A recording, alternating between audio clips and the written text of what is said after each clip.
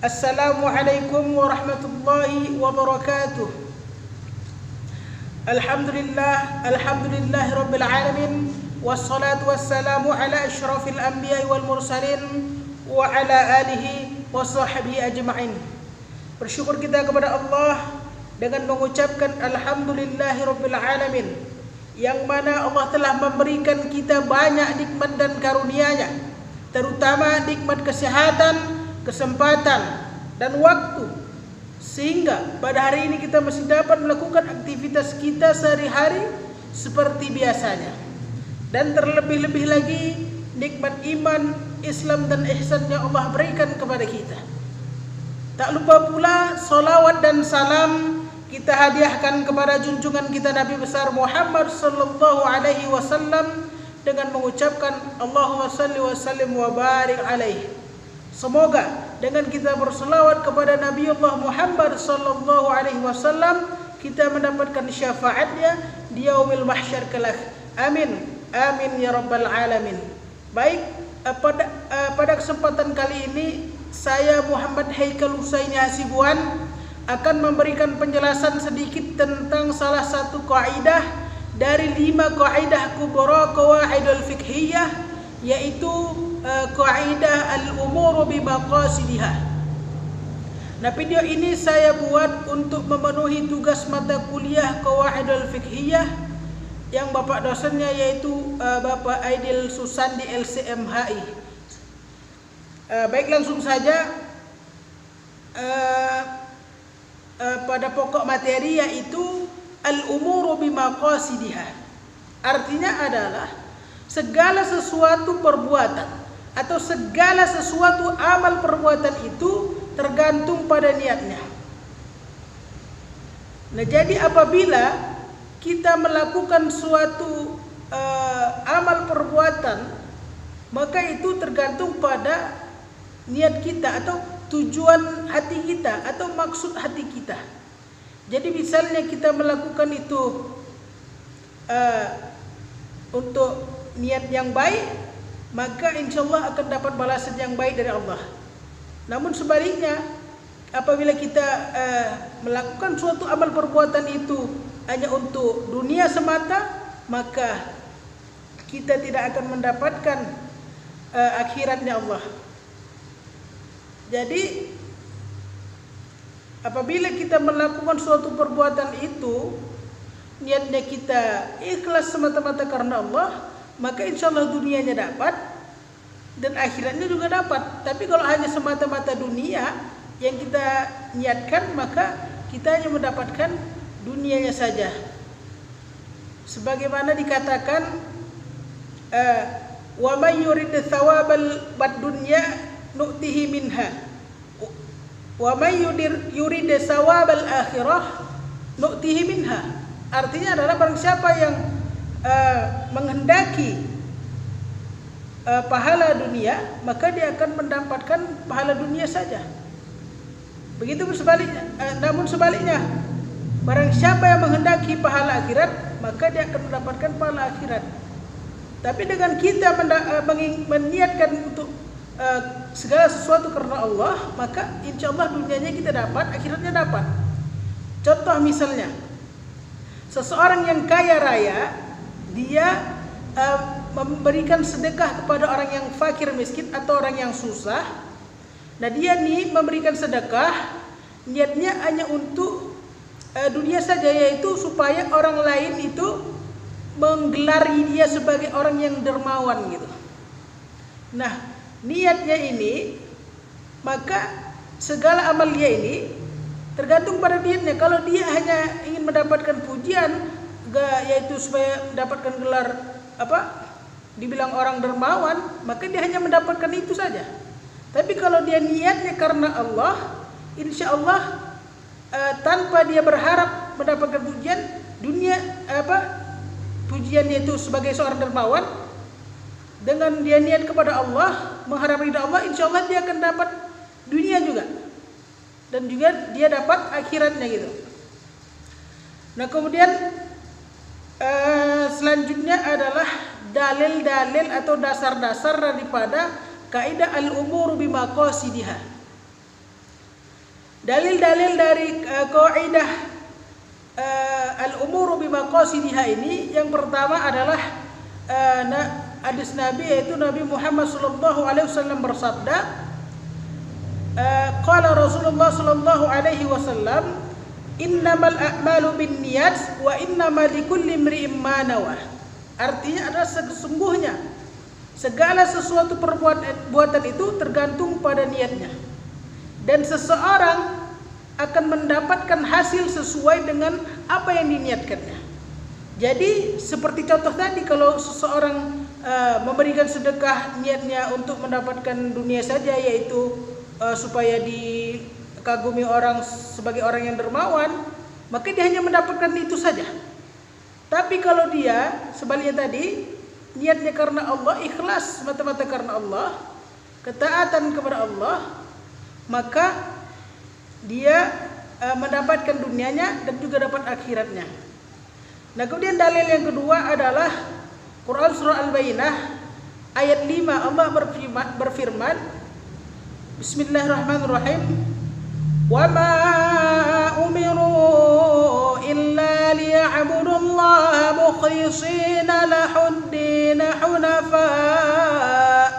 Artinya adalah padahal mereka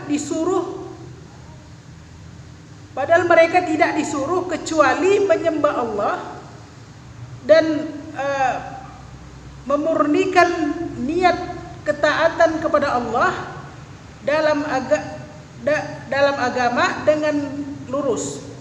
Nah, artinya ayat ini memerintahkan agar kita memurnikan niat dalam menyembah Allah, dalam melakukan ketaatan kepada Allah.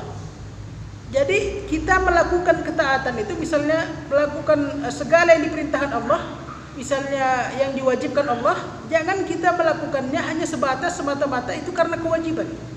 Memang benar itu merupakan kewajiban, tapi alangkah baiknya kita melakukan ketaatan itu memang ikhlas karena Allah, semata-mata kita sebagai hamba yang diciptakannya, sebagai penghambaan kita kepada Sang Pencipta kita, ikhlas kita untuk mengharapkan ridha Allah, ikhlas kita dalam melakukan ketaatan kepada Allah, maka itu lebih bagus. Insya Allah kita akan mendapatkan dunia, yaitu selamat dunia, dan akhirat juga selamat.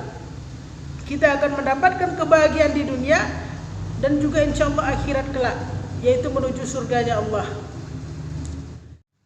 Kemudian dalam hadis Nabi juga ada dikatakan, innama yub'atsun nasu ala niyyatihim. Sesungguhnya manusia itu akan dibangkitkan untuk memperoleh balasan sesuai dengan yang diniatnya dengan niat masing-masing. Jadi pada akhirat nanti di hari akhir nanti manusia itu akan dibangkitkan dan akan mendapatkan balasan atau memperoleh balasan sesuai dengan amal perbuatannya dunia dengan niat yang dilakukannya pada saat di dunia dulu. Nah, kemudian selanjutnya adalah kaidah turunan daripada kaidah al-umuru bimaqasidiha ini.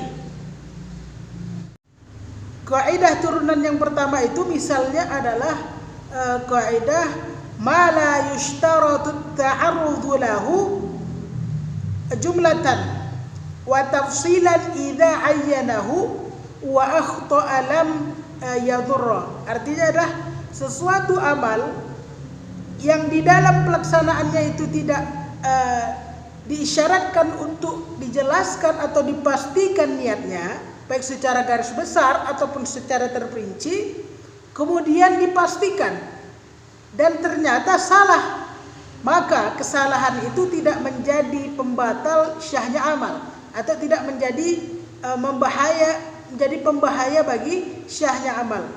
Contoh misalnya seorang yang sholat kemudian dia meniatkan dan menegaskan bahwa sholatnya itu misalnya di tempatnya itu misalnya di sini, kemudian di masjid ini, dan hari ini hari Rabu misalnya, dan imamnya si Umar misalnya. Kemudian dia sholat pada hari Rabu itu dan ternyata tidak di masjid itu dan tidak di tempat itu dan tidak dengan imam itu, maka sholatnya tetap sah. Mengapa? Karena sholatnya sudah terlaksana dengan sempurna. Adapun tentang kekeliruannya, yaitu dia menegaskan sholatnya di sini, kemudian sholatnya imamnya si Umar, kekeliruan itu tidak ada kaitannya dengan sholat atau tidak menjadi pembatal sholat. Seperti itu. Kemudian kaidah turunan selanjutnya, yaitu kaidah turunan yang kedua adalah wa ma yushtaratu fihi ta'arrudu fal khata'u fihi mubtil. Artinya adalah pada suatu amal yang dalam pelaksanaannya itu diisyaratkan, dalam pelaksanaannya itu diisyaratkan kejelasan atau kepastian niatnya, maka apabila terjadi kesalahan dalam memastikan niatnya itu, maka akan dapat membatalkan sahnya amal. Nah, kaidah kedua ini adalah kebalikan daripada kaidah yang pertama. Yang mana dalam kaidah turunan yang pertama tadi? Yang mana dalam kaidah turunan yang pertama dikatakan bahwa pada suatu amal yang di dalam pelaksanaannya itu tidak disyaratkan kepastian atau kejelasan niatnya, maka apabila dipastikan dan ternyata salah, tidak dapat membatalkan sahnya amal. Nah, pada kaidah kedua ini, dia pada suatu amal yang diisyaratkan dalam pelaksanaannya itu diisyaratkan kejelasan atau kepastian niatnya, maka apabila terjadi kesalahan dalam memastikan niatnya itu dapat membatalkan sahnya amal. Contoh, misal seseorang yang ingin melaksanakan sholat zuhur, maka harus memastikan atau menta'arudkan niatnya juga menggunakan sholat zuhur. Begitupun orang yang akan melaksanakan sholat asar, maka dia harus memastikan niatnya juga harus sholat asar. Maka apabila seseorang melaksanakan sholat zuhur kemudian menggunakan atau menggunakan niatnya sholat asar, maka ini merupakan dapat membatalkan sahnya amal. Begitu sebaliknya, orang yang melaksanakan sholat asar kemudian dia menta'arudkan atau memastikan dia itu tapi sholat zuhur, maka dapat membatalkan sahnya amal. Begitupun juga dalam sholat sunnah rawatib, misal dalam sholat sunnah qabliyah dan ba'diyah. Seseorang yang melakukan setelah sholat fardu, dia melakukan sholat sunnah ba'diyah, tapi niatnya sholat sunnah qabliyah, maka ini dapat membatalkan sahnya amal. Kecuali apabila dia dalam sebelum melaksanakan sholat sunnah qabliyah itu terlambat. Nah, sedangkan dia orang yang sering dalam melaksanakan sholat sunnah qabliyah, maka boleh dia gantikan sholat sunnah qabliyah yang terlambat tadi setelah sholat fardu. Boleh dia lakukan sholat sunnah qabliyah setelah sholat fardu, tapi menggunakan niat sholat sunnah qabliyah tadi juga. Nah, akan tetapi dia tidak terlambat, sempat melaksanakan sholat sunnah qabliyah dengan jamaah yang lain. Jamaah lain melaksanakan sholat sunnah qabliyah, dia juga melaksanakan sholat sunnah qabliyah.